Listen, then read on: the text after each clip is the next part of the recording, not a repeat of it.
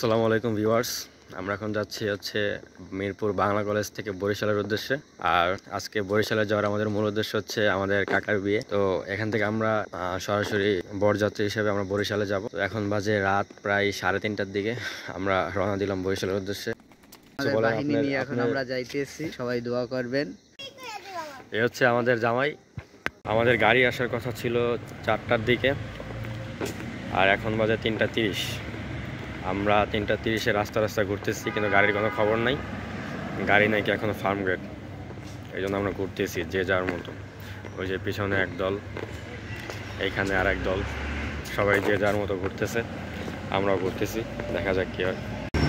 Hello, বিয়ে করতে যাচ্ছে, আমার বউ কোথায়? আমাদের গাড়ি কিন্তু এসে পড়ে। জার্নি শুরু হতে না হতেই গাড়ি কিন্তু ফুয়েল শেষ, এই জন্য আমরা ফুয়েল ভরার জন্য একটি গ্যাস পাম্পে দাঁড়ালাম। তো যেহেতু রাতের জার্নি, তাই রাস্তায় তেমন কোনো জ্যাম ছিল না এবং খুব সুন্দরভাবে কিন্তু আমরা আস্তে আস্তে বরিশালের উদ্দেশ্যে যাচ্ছি। বরিশাল ঢোকার সাথে সাথে কিন্তু আমরা দেখলাম কুয়াশায় ঘেরা বরিশাল। কারণ ঢাকাতে কিন্তু তেমন কুয়াশা পড়ে না, কিন্তু বরিশালে কিন্তু খুব কুয়াশা এবং শীত ছিল। তো এটা দেখে খুব ভালোই লাগলো, রাস্তায় খুব কুয়াশা ছিল।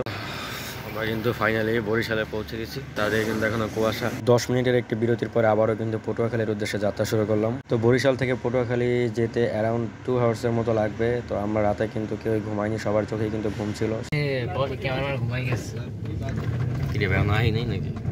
তো ফাইনালি কিন্তু আমরা অবশেষে ঢাকা থেকে পটুয়াখালীতে পৌঁছালাম। এটা হচ্ছে পটুয়াখালী লাউকাঠি।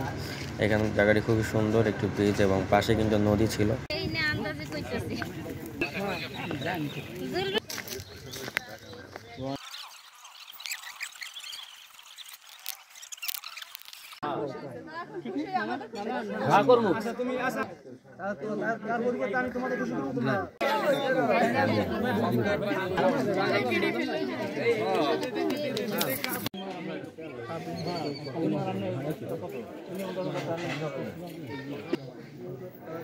আলহামদুলিল্লাহ, বারাকাল্লাহু লাকা। বেশি বেশি দেন না, কাটটা টুকরো করে দেন।